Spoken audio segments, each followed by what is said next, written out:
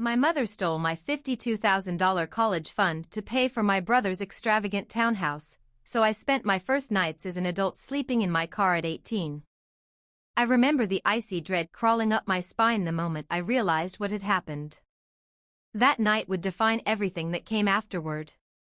Years later, now a successful entrepreneur running a thriving cybersecurity company, I faced them again, not as the frightened, dependent teenager, but as someone who had clawed her way to independence.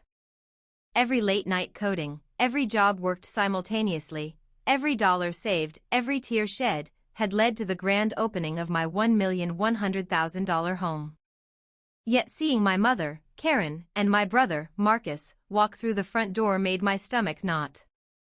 The expression in their eyes was the same as it had been 14 years ago, entitlement wrapped in feigned innocence, the exact look I had seen the night my world collapsed. Growing up in Portland, our family seemed ordinary. My father, Leonard, worked in finance, while my mother ran a bustling cafe downtown. Marcus, 2 years older than me, seemed to glide through life with fewer obstacles, his path lined with parental indulgence. I had a companion, Bruno, a loyal Labrador who became my silent confidant during moments of isolation and despair. But appearances were misleading. By age 12, the first cracks in the family facade began to show. My parents divorced quietly, a civility that masked the shifting dynamics at home. Marcus began to claim privileges I was denied. My mother's attention, once occasionally warm, narrowed to him. When Marcus married Olivia, a banker from an affluent family, the wedding was over the top, costing over $60,000, a sum that highlighted the disparity between their lives and mine. I was 19, working 2 jobs and attending community college, scraping together the money to buy a bridesmaid dress. Then came the children, Henry, Emma, and Lucas.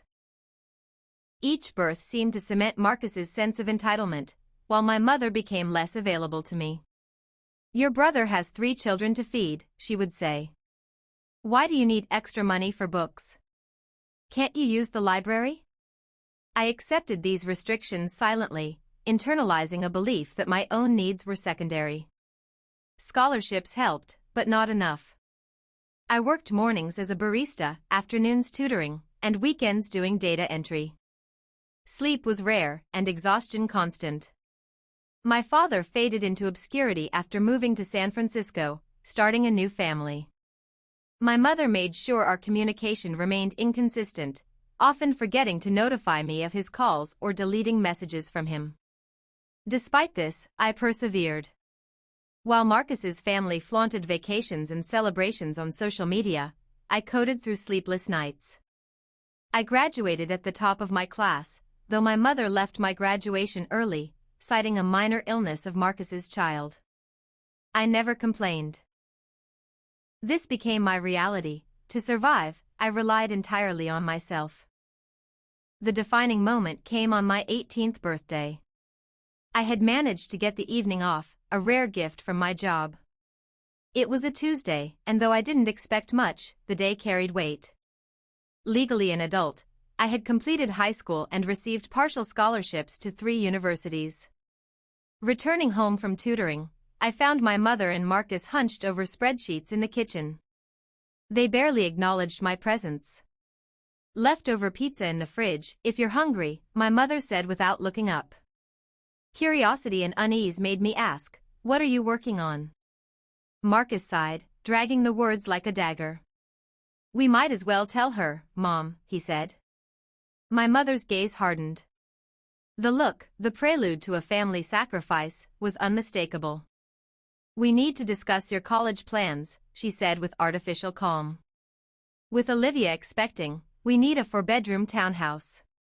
Daniel's bonus wasn't enough this year, and we're short. We need to use your college fund." I froze, the words echoing in my mind. "That money was set aside by Dad and you for my education," I said quietly. "It's not Marcus's townhouse fund." Marcus rolled his eyes. "Don't be selfish. You don't understand the responsibilities of family." The knot in my stomach tightened. Years of acquiescence had brought me here, but something inside me began to shift. That night, the first spark of defiance ignited, though I didn't yet know the magnitude of what it would bring. I sat at the kitchen table, the spreadsheet glowing under the fluorescent light, my hands resting tensely on the edge. "You want to take my college fund?" I asked slowly, carefully. This money was meant for me, to study, to build a future. Not to buy a townhouse for Marcus. My voice was low but steady, and I felt a strange calm rising inside me, like a dam that had been holding back years of anger was finally cracking. My mother, Karen, glanced at me with that familiar mix of superiority and calculation, the expression I had memorized over years of manipulation. "Lena," she said, her tone almost coaxing, "Marcus has a family. You're 18 now. You can figure things out. Don't be dramatic." Marcus, always the loud one, scoffed. "Seriously, where would you even go? You can live on campus or take loans. Life isn't always fair." But life had never been fair to me, and I was done silently accepting it. A slow, deliberate fury began to build. I stood up from the table, my chair scraping against the floor. "I'll pack my bags," I said, the words heavier than I imagined. The room fell silent. Karen blinked, surprised by the defiance she hadn't expected. Marcus's face reddened, disbelief written across every line. "You can't just leave," he stammered. "I will," I replied. "You've made your decision. Now it's my turn."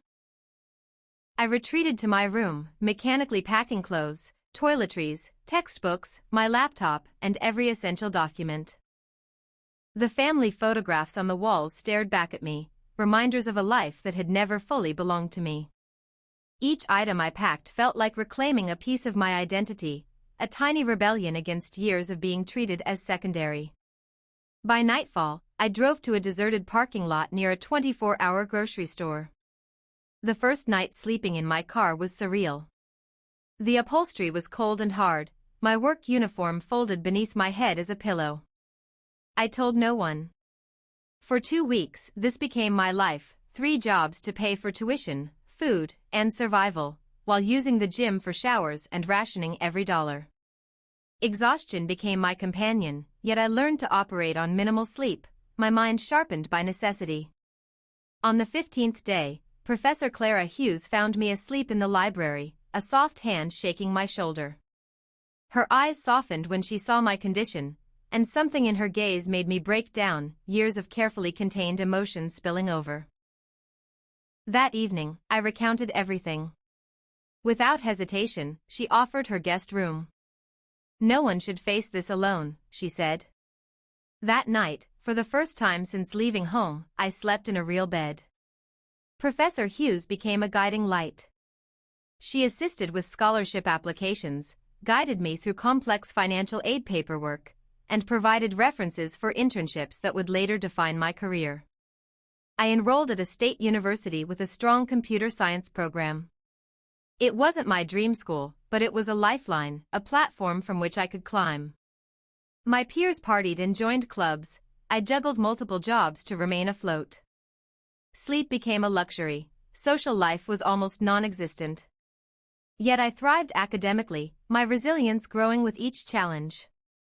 It was at university that I met Isabella Tran, a brilliant yet scatterbrained student whose creativity complemented my methodical approach.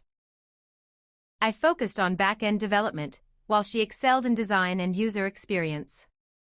Together, we began developing a finance app for young adults living paycheck to paycheck, targeting a demographic largely ignored by existing tools. The prototype impressed both classmates and professors, offering practical solutions for saving, budgeting, and responsible credit usage. Post-graduation, we faced a pivotal decision: take secure corporate jobs or risk everything on our startup. We chose the latter, moving into a cramped, rent-controlled apartment infested with rats. Ramen noodles became our sustenance, caffeine our fuel, as we worked around the clock on the app. Networking events, pitch competitions, and startup incubators consumed our days. For 6 months, rejection was relentless. Investors dismissed us as inexperienced, too young, or focused on the wrong demographic. Then a small company grant changed everything. With the funds, we hired a marketing assistant and refined our pitch. We shifted focus slightly to recent graduates with student debt, and adoption grew steadily, then exponentially. Endorsements from influential bloggers and finance personalities catapulted the app into national recognition. In just a few years, Isabella and I became millionaires. Financial independence brought freedom I had never experienced during those nights in my car, where survival was a battle and hope a fragile thread. The journey from a terrified 18-year-old sleeping in a Walmart parking lot to a financially secure entrepreneur was more than money. It was about reclaiming my identity, learning to trust myself, and proving that resilience could convert suffering into achievement. The day I signed the papers for my $1,120,000 craftsman-style home was surreal. The moment I held the keys, I felt the culmination of years of relentless effort, the sleepless nights, the multiple jobs, the rejections from investors, and the emotional isolation. Every corner of the house, from the sunlit living room to the spacious kitchen with its professional-grade appliances, represented my hard-won independence. Hardwood floors gleamed under the morning sun streaming through enormous windows. The wraparound porch whispered possibilities of quiet mornings with coffee, far from the chaos I had left behind at home. Yet the sense of achievement was tinged with apprehension. Memories of that fateful 18th birthday night, my mother, Karen, and my brother, Marcus, announcing their intent to seize my college fund, flashed through my mind. Now, 14 years later, the same people were about to cross the threshold of my carefully built sanctuary. The anxiety was visceral, a tight knot in my stomach. I had invited them formally, partly to reclaim the narrative of my life and partly to test how they would react to the success they had never supported. Isabella arrived first, bringing flowers, champagne, and an air of practical skepticism. "Are you sure you want to do this?" she asked as we arranged the living room. "You could leave them off the guest list. You've earned this space without their interference." "I need closure," I replied. "And if we don't confront this now, it will hang over us forever. Besides," I added with a faint, ironic smile, "they're only 3 people out of 30 guests. I have buffers." By midday, caterers had set up elegantly, stations arranged strategically to prevent bottlenecks. The first wave of colleagues and neighbors arrived. Professor Hughes, my mentor, embraced me warmly, whispering, "I am proud of you, Lena. You've earned every ounce of this." My heart swelled briefly at the acknowledgement. Then came my tech industry contacts, college friends, and finally, my father, Leonard, who arrived holding a small gift bag and an awkward smile. He looked genuinely pleased but out of place, a visitor in the success story of a daughter he had largely ignored. "This is impressive," he admitted quietly. I gave him a tour, careful to highlight the work we had done restoring the home. "Your mother and brother should be here soon," he added, a hint of worry in his voice. And then they arrived. Karen, still youthful-looking despite the years, and Marcus, with Olivia trailing behind, their children Henry, Emma, and Lucas in tow. I felt the old, familiar tension spike instantly. Their expressions were a mixture of curiosity and entitlement, the same combination that had haunted me on my 18th birthday. "Thank you for inviting us," Karen said cautiously, stepping inside. I welcomed them with measured politeness. The children hovered near the doorway, guided by whispered instructions from their parents to behave. I tried to make small talk, leading them through the house, showing off renovations. Every comment, every glance from Marcus and Karen, was a silent assessment. They noted the granite countertops, the organized closets, the play area in the backyard. Each compliment was laced with subtle calculation, a mental tally of how this home could serve them.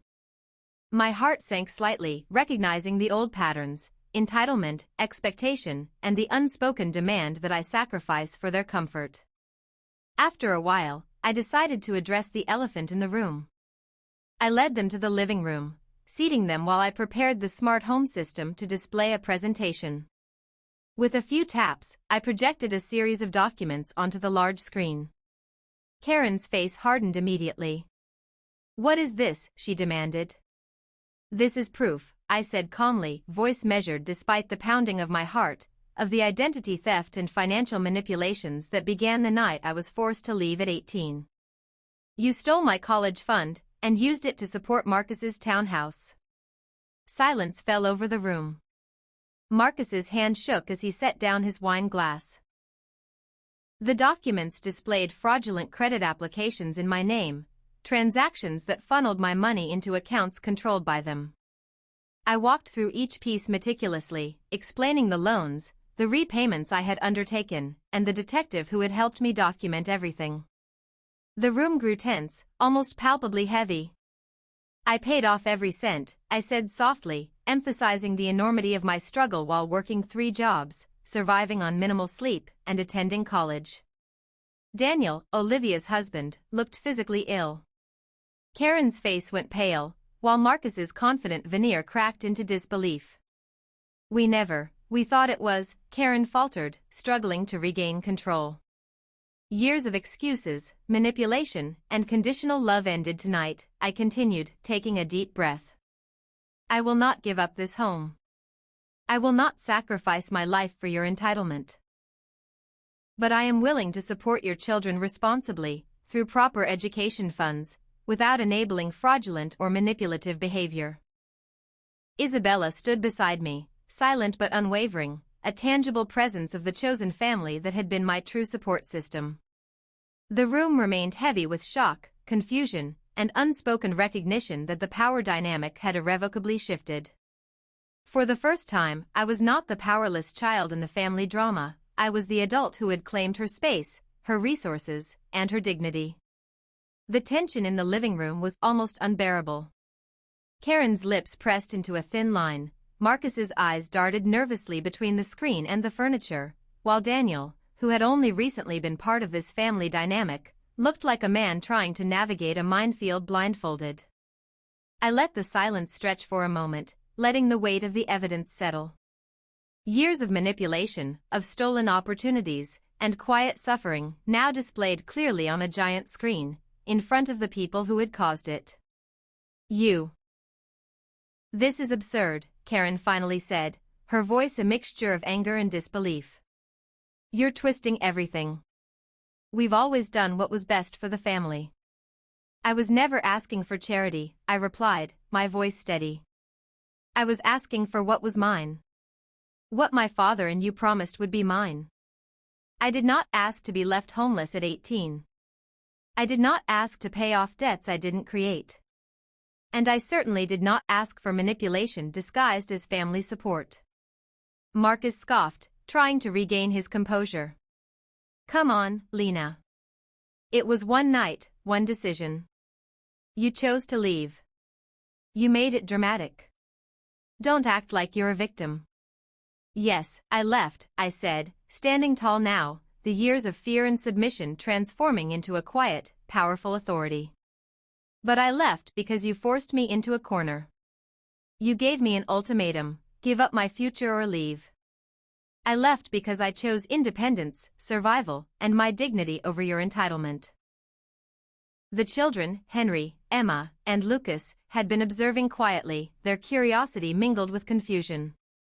They seemed to sense the tension, sensing that the adults around them were incapable of understanding the true story without explanation. I softened my tone, glancing at them briefly. "You are innocent in all of this," I said gently. "Your lives will not be entangled in the mistakes of your parents. You will have opportunities, education, and stability because I am setting boundaries that protect you and me." Daniel finally spoke, his voice low, measured. "Lena, I had no idea about the identity theft, the loans, the money being misused. Marcus told me you agreed to it. I thought everything was consensual." I nodded, acknowledging his limited perspective. "You were kept in the dark, as I was. That does not excuse the behavior, nor does it erase the consequences.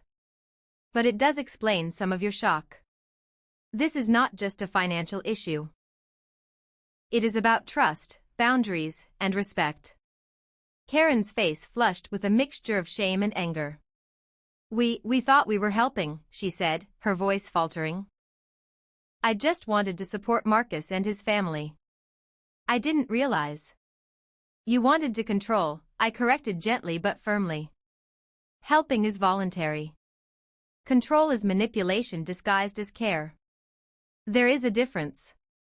And I will no longer tolerate manipulation, nor will I sacrifice my future for entitlement disguised as need."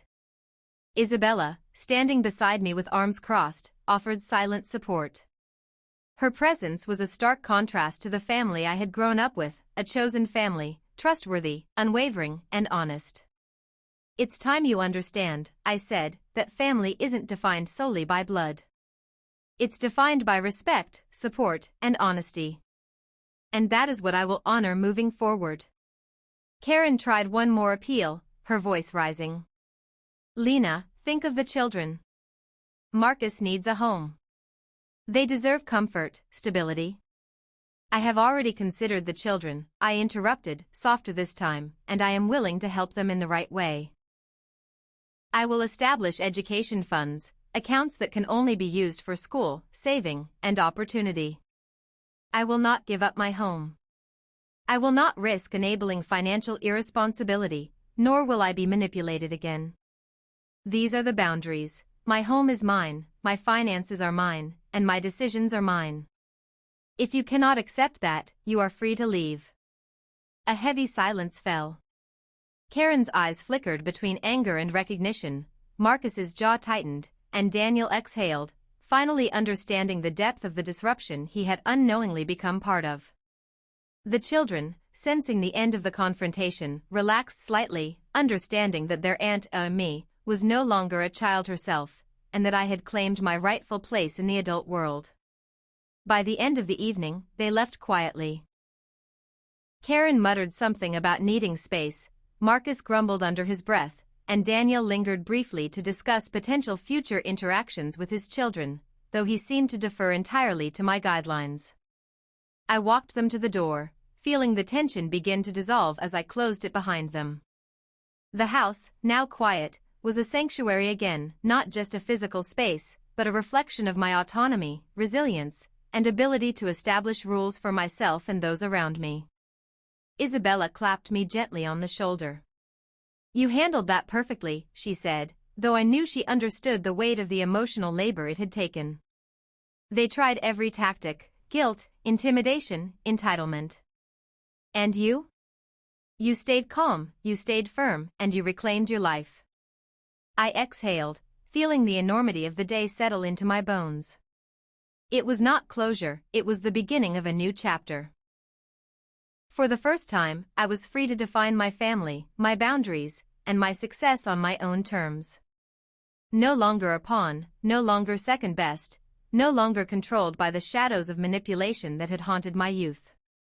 The days after the confrontation with my mother and Marcus were both exhausting and liberating.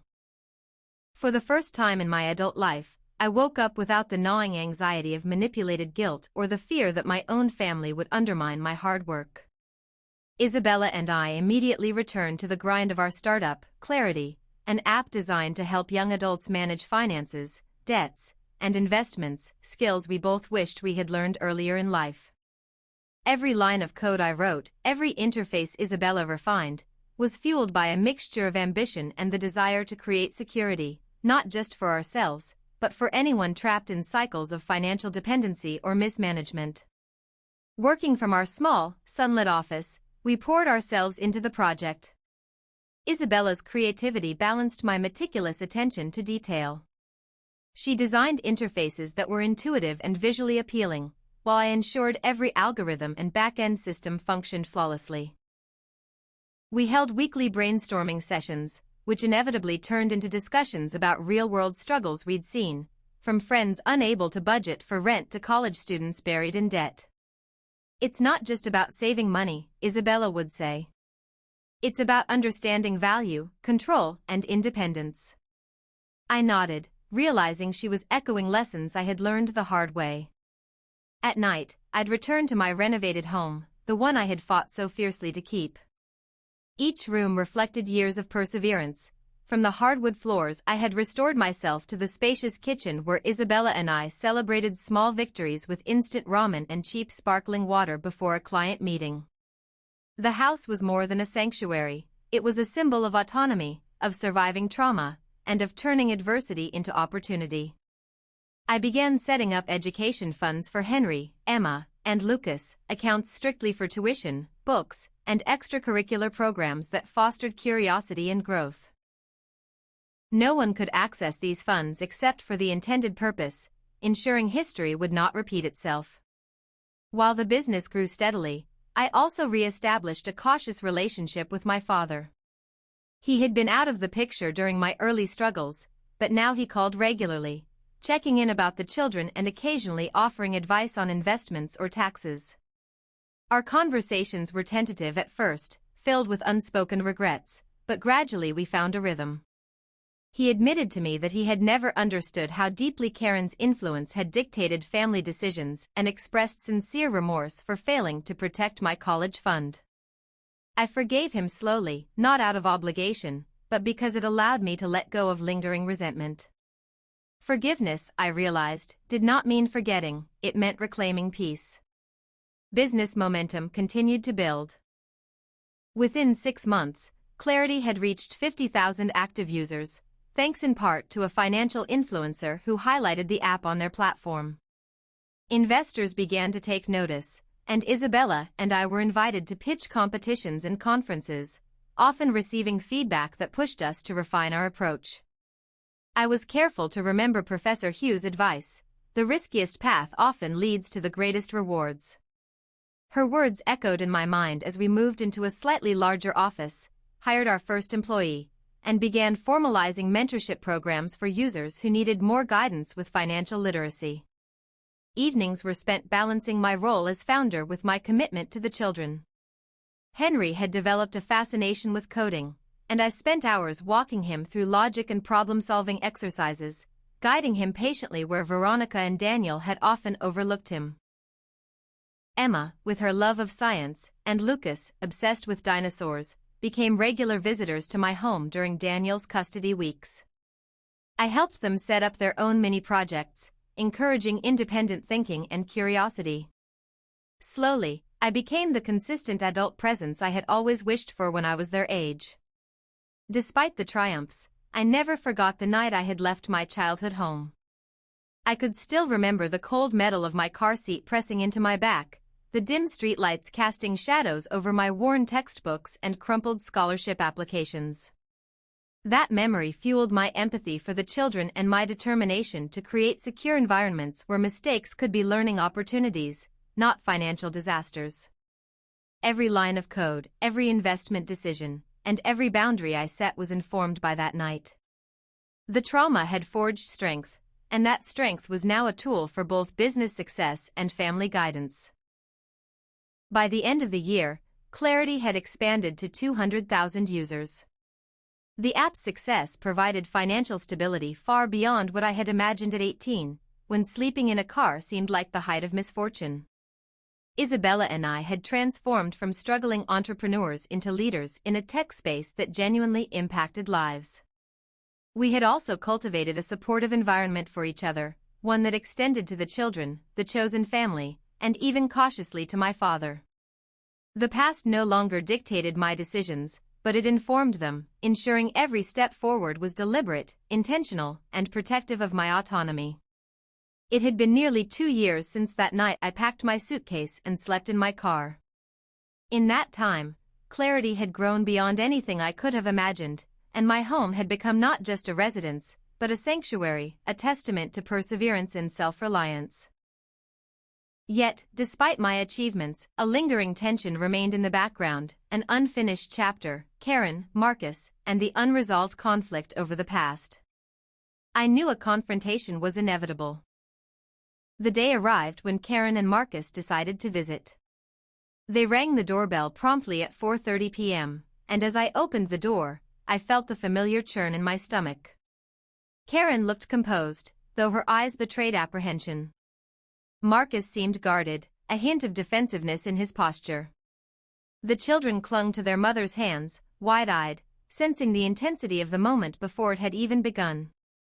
Isabella, standing just behind me, gave a subtle nod of reassurance, reminding me that I was no longer alone in facing this.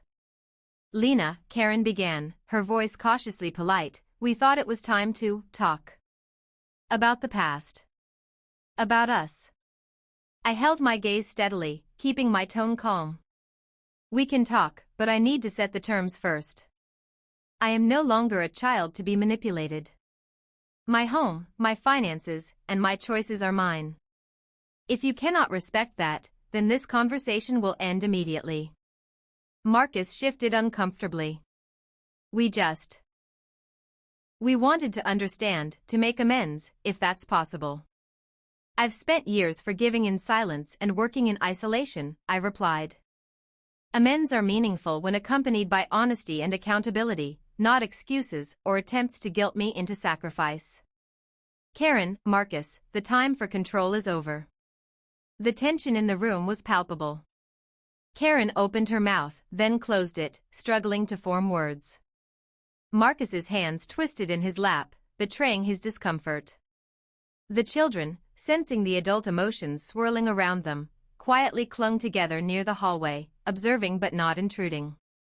I pulled out my laptop, a device now intimately tied to both my independence and my success. With a few taps, I displayed a detailed account of the education funds I had set up for Henry, Emma, and Lucas, including strict restrictions on usage. "This is how I intend to help the children," I explained, directly and responsibly. "Their education, development, and security will be protected, not jeopardized by financial mismanagement or manipulation. This is the proper way to support family." Karen's eyes flickered with a mixture of shock and reluctant admiration. "You've thought this through," she murmured. "I have," I said firmly. "Unlike the past, these decisions are deliberate, transparent, and beyond the reach of any unilateral action. No more ultimatums, no more taking what isn't mine. You will respect these boundaries if you wish to remain a part of my life, or the children's lives." Marcus exhaled heavily, finally seeming to comprehend the magnitude of what had been done in secrecy years ago. "Lena. I had no idea," he admitted, voice low. "The identity theft, the loans, everything. I thought we were helping. I was wrong." I allowed a brief pause, letting the gravity of his words settle. "Intent does not erase impact, Marcus. You cannot undo what was done, but you can commit to respecting boundaries moving forward. That is the measure of accountability." Karen, still visibly shaken, nodded slowly. I understand. And I'm sorry, Lena. For everything.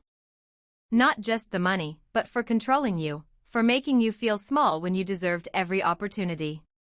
Isabella, silently observing, finally stepped forward.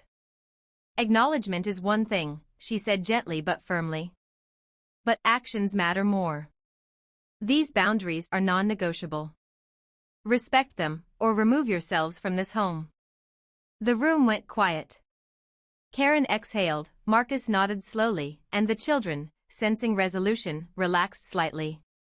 It wasn't complete forgiveness, it wasn't a perfect reconciliation. But for the first time, the dynamic had shifted entirely. I was no longer subject to manipulation. I was an adult with full autonomy, unafraid to assert what was mine, and prepared to protect it at all costs. By the time they left, the tension had lessened but not disappeared. There were still unspoken questions and lingering emotions, yet the boundaries were clear. My home, my finances, and my choices were mine, and any future interaction would respect that framework. Isabella and I returned to our work, our sanctuary, and for the first time in years, I felt the weight of the past begin to lift. Evenings now held a sense of calm determination. I could focus on growing clarity, nurturing the children's curiosity, and maintaining relationships with those who had proven trustworthy and supportive. The confrontation, long overdue, had established the rules of engagement, honesty, respect, and accountability. Those who could not abide by them would remain outside, and I was finally at peace with that. After the confrontation with Karen and Marcus, life settled into a rhythm that felt simultaneously unfamiliar and liberating. I was no longer a prisoner of the past, but the weight of independence carried its own responsibilities. Clarity had become my life's focus, a symbol of the perseverance I had cultivated since sleeping in my car at 18. Every line of code, every marketing campaign, and every strategic decision was infused with the lessons I had learned from betrayal, perseverance, and resilience. Isabella and I expanded the team, hiring developers, designers, and financial advisors who shared our vision. Our office buzzed with energy, a mixture of youthful ambition and disciplined innovation, and each milestone we reached reinforced the belief that hardship could be transformed into opportunity. Evenings were no longer merely a time for rest, they were a time for reflection and planning. I began revisiting the idea of purchasing a permanent home, not just a space to live, but a sanctuary that symbolized independence and achievement. For months, I scoured neighborhoods, weighing proximity to Isabella and our office, school districts for the children, and the potential for growth in property value. The houses I visited were beautiful, yet none seemed to capture the vision I held in my mind, the balance of comfort, charm, and practicality. One crisp autumn afternoon, I walked into a craftsman-style house nestled in an upmarket neighborhood. Hardwood floors gleamed in the sunlight, the wraparound porch invited hours of reflection, and the backyard promised endless possibilities. The asking price was $1,050,000, a hefty sum, but with our financial success and careful budgeting, attainable. The moment I stepped inside, I felt an undeniable connection. This house was more than walls and a roof, it was the manifestation of years of struggle, perseverance, and triumph. While preparing for the purchase, I also strengthened my relationship with the children. Henry's coding skills advanced rapidly, and I found myself mentoring him in ways I wished I had been mentored at his age. Emma's curiosity in science blossomed, and Lucas's fascination with dinosaurs expanded into broader explorations of natural history. Each visit during Daniel's custody weeks became an opportunity to guide them, offering stability, encouragement, and the rare gift of consistent adult presence. I established formal education funds for all three children, with strict parameters ensuring that the money would be used solely for their development. This structure offered a safety net I had never had and represented a tangible lesson in responsible stewardship. As the house purchase moved forward, Isabella and I celebrated every milestone at Clarity. The app now had over 500,000 active users, and we had secured investment from a mid-sized venture fund, which allowed us to hire our first full-time marketing director and expand our outreach efforts. We hosted workshops, webinars, and campus events to educate young adults about financial literacy. Each event was a reminder of how far we had come, from struggling students scraping together tuition funds to entrepreneurs shaping a platform that genuinely improved lives. The purchase of the home was finalized on a chilly December morning. Signing the papers, I felt a surge of pride and a wave of emotion. This house, worth $1,050,000, was the culmination of years of relentless work, sleepless nights, and unwavering belief in my abilities. Isabella and I celebrated quietly with takeout sushi, our laughter echoing through empty rooms as we envisioned future gatherings, workshops, and evenings spent mentoring the children. The house was more than a structure, it was a statement. I had overcome, survived, and thrived despite adversity. As the new year approached, I began planning a formal gathering to introduce Karen, Marcus, and the children to my home. This event was not a celebration of their presence but a controlled, boundary-respecting environment where I could assert ownership and demonstrate the life I had built. Invitations were deliberate and strategic, including close friends, mentors, and colleagues who understood my journey and would support me if tensions arose. I debated for weeks about whether to include my mother and sister. Ultimately, I decided to invite them, with clear expectations that respect and decorum would be non-negotiable. In the weeks leading up to the gathering, preparations were meticulous. Isabella and I coordinated catering, decorations, and seating arrangements, ensuring that every detail reflected the sophistication and stability of the home while maintaining warmth and accessibility. I reviewed the children's schedules, planning activities to keep them engaged and comfortable. I also prepared documentation of past financial misdeeds, not as a threat, but as a reference should boundaries be challenged. This event was as much about closure as it was about celebration.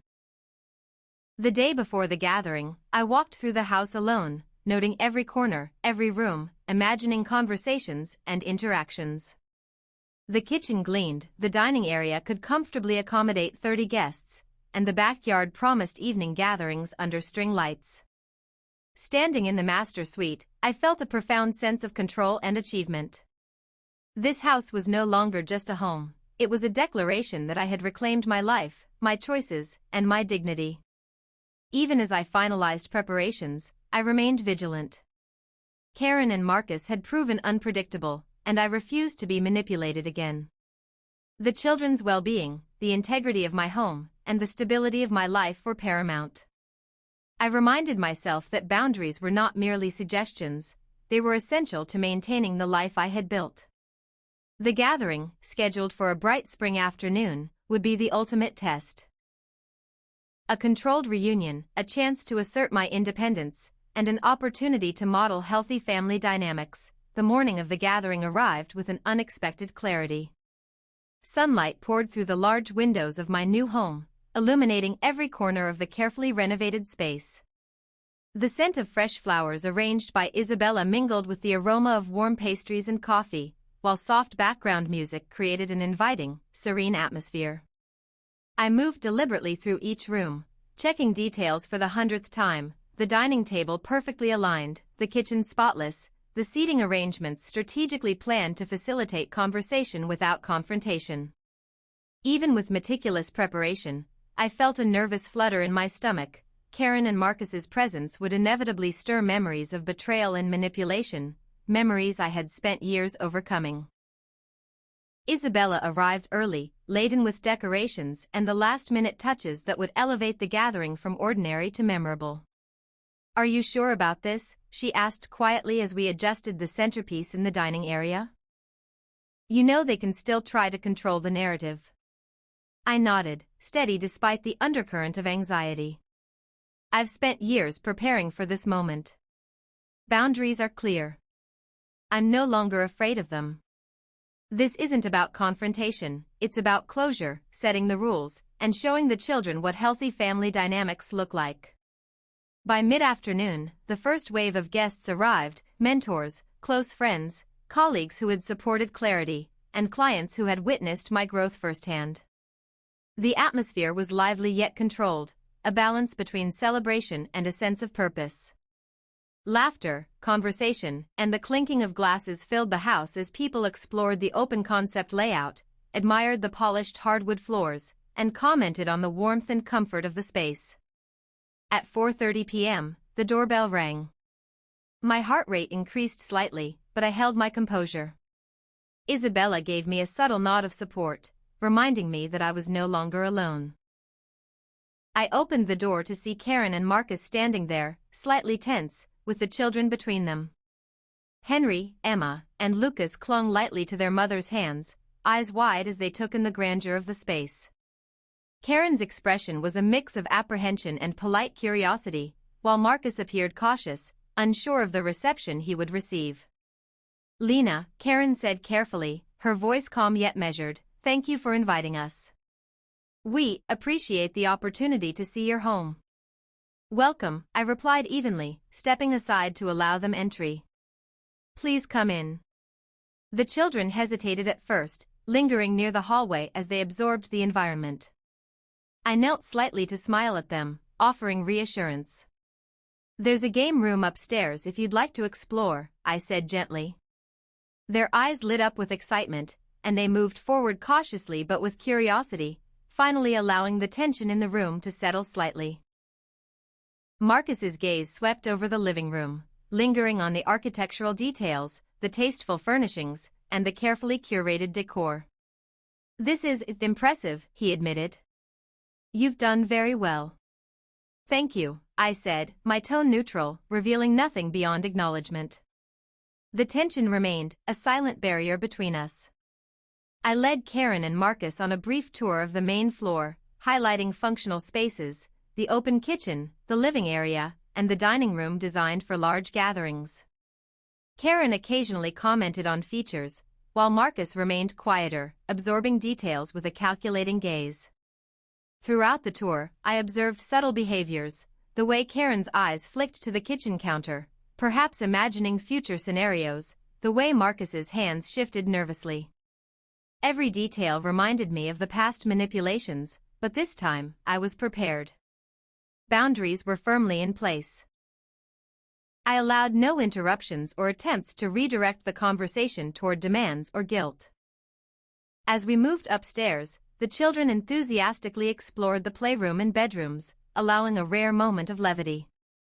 Henry immediately gravitated toward the computer setup, Emma inspected the bookshelves and science kits, and Lucas marveled at the dinosaur models I had strategically placed.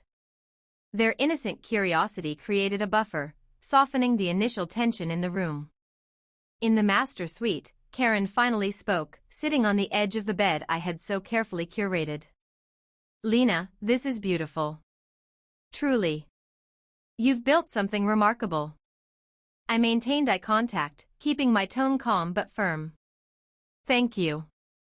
This home represents my work, my perseverance, and my autonomy. It's not available for negotiation or appropriation.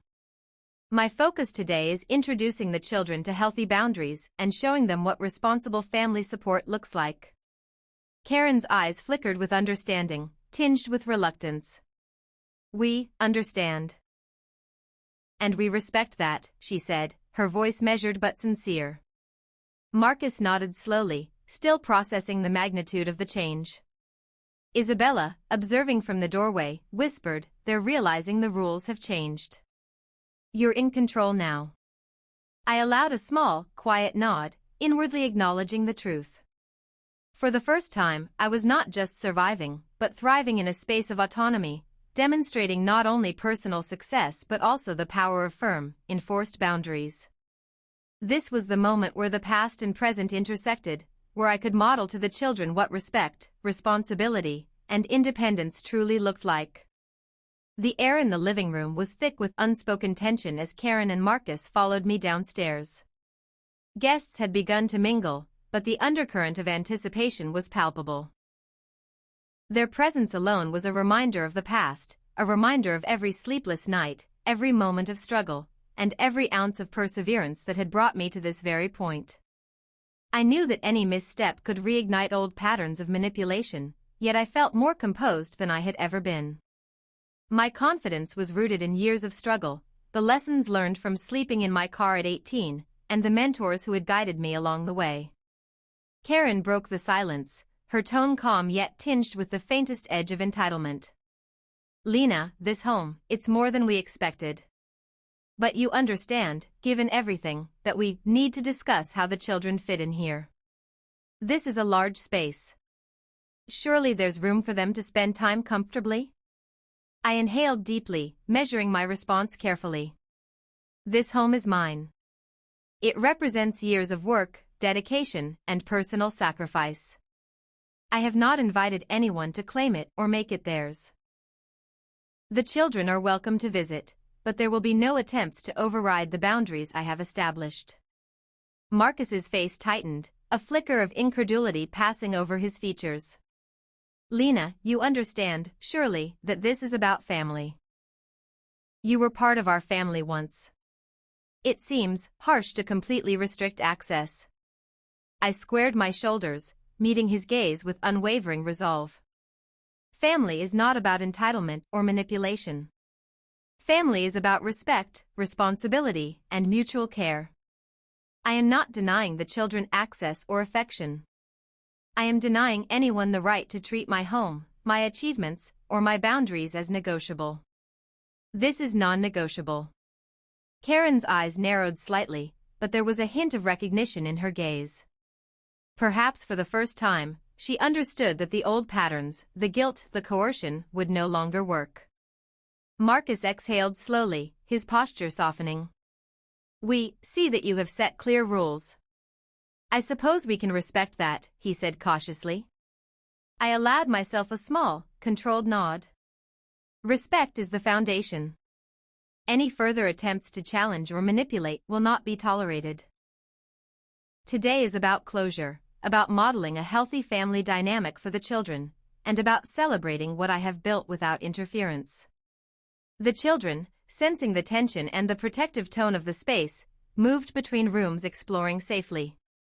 Henry gravitated toward the study, examining the coding setup. Emma inspected the library, flipping through books with curiosity, while Lucas admired the models in the playroom. Their innocent engagement created a buffer, softening the intensity of the adult conversation and reminding everyone present that this was about connection, not conflict. Karen's voice softened, tinged with a mixture of regret and cautious respect. "I see how much this home means to you. And perhaps, how much you have grown. I want to acknowledge that." I let a quiet, measured smile touch my lips. Acknowledgement is appreciated, but what matters more is understanding. The children can experience love, guidance, and support without compromising my boundaries or autonomy.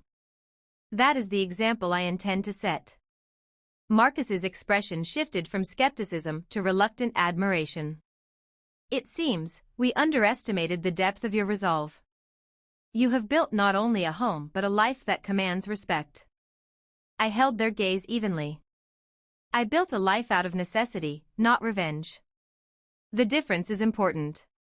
This is not about retribution, it is about establishing and maintaining boundaries that protect my well-being and the children's stability.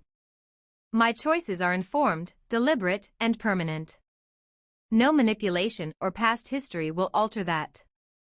The tension slowly dissipated, replaced by a cautious understanding.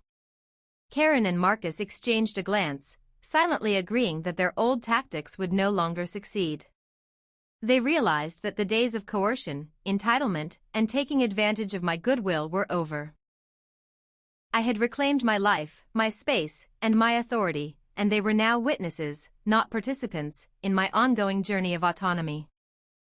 Guests, previously observing quietly, began to mingle again, sensing that the confrontation had reached its natural conclusion.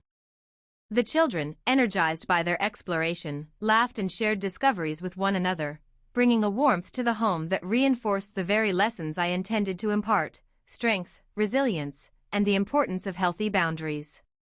As the afternoon transitioned into evening, I allowed myself a quiet moment of reflection. This confrontation, while tense, was necessary. It affirmed my independence, demonstrated my capacity to enforce boundaries, and showed the children that strength and compassion could coexist. I realized that true family connection was not about submission or compromise at the expense of self, it was about mutual respect, guidance, and support. Isabella approached quietly, her hand brushing mine in a gesture of solidarity. "You did it," she whispered. "You've shown them who you are, and what you will not allow." I nodded, a mixture of relief and satisfaction washing over me. "This is only the beginning," I said softly. "But it's a beginning on my terms." As the evening settled, the sunlight faded into a gentle twilight that filtered through the large windows of my home. The house, once a symbol of conflict and struggle, now felt like a sanctuary. Guests mingled quietly, sharing stories, laughter, and the occasional toast. Isabella and I moved through the rooms, ensuring everyone felt welcome, and keeping a watchful but calm eye on Karen, Marcus, and the children. The tension had softened, replaced with a tentative understanding, a fragile truce, perhaps, but one rooted in the acknowledgement of boundaries. Henry, now confidently seated at the study desk, asked me to review his coding project. As I guided him through debugging his JavaScript, I noticed Emma working on a small science experiment in the library, Lucas meticulously organizing his dinosaur models in the playroom, and Karen quietly observing them with a mixture of pride and apprehension. For the first time, I could see their innocence and curiosity flourishing in a space free from manipulation or coercion. Karen approached me after a while, her voice softer than it had been in years. Lena. I wanted to thank you. Not just for the invitation, but for showing me how things could be different. I've never seen the children so engaged, so comfortable. I maintained my calm, neutral tone, letting sincerity shine through. They are resilient and capable. My hope is to support them without compromising my own autonomy. This is a model of family that prioritizes respect and healthy boundaries, something I wish I had experienced growing up. Marcus, who had been quietly observing, nodded in agreement. It's clear. We underestimated what it takes to establish that kind of environment. You've done something remarkable here. I gave a quiet, measured smile. It has taken years of struggle, mentorship, and deliberate choices. But it is possible to create a life defined by your values rather than the expectations or manipulations of others. As dinner concluded and the guests began to leave, Karen and Marcus lingered, speaking quietly with me. We've realized that past patterns can't dictate the future, Karen said cautiously. We want to be involved in the children's lives, but we will respect your boundaries and decisions. I nodded, feeling a cautious sense of relief. I appreciate that.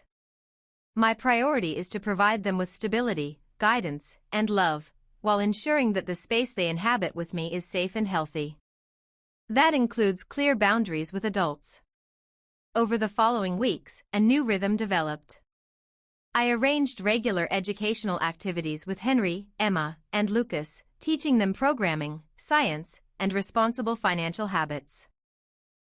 Karen and Marcus gradually accepted their role as respectful, supportive parents, and while trust had to be earned, they began to participate in ways that aligned with the structure I had established.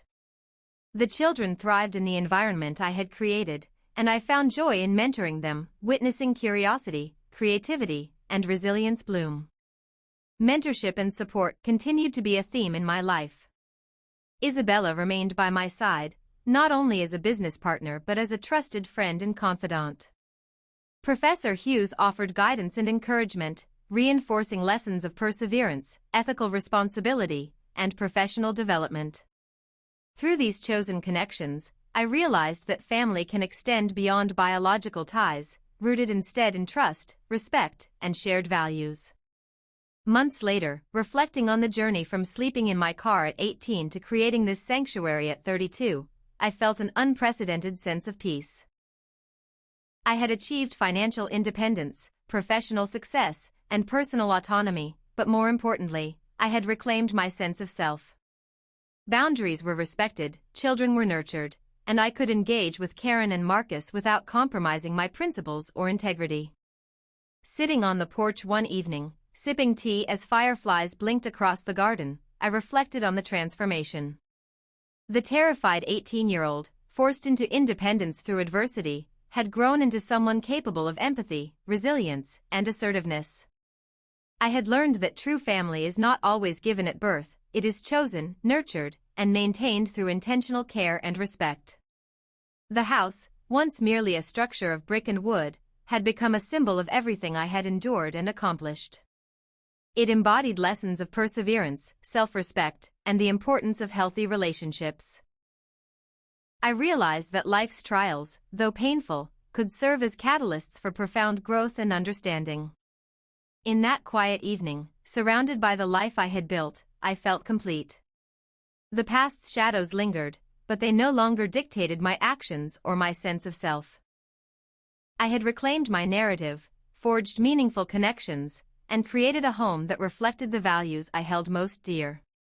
The journey had been long and arduous, but it had brought me to a place of serenity, independence, and fulfillment, truly home in every sense of the word. Comment, like and subscribe if you want more stories like this.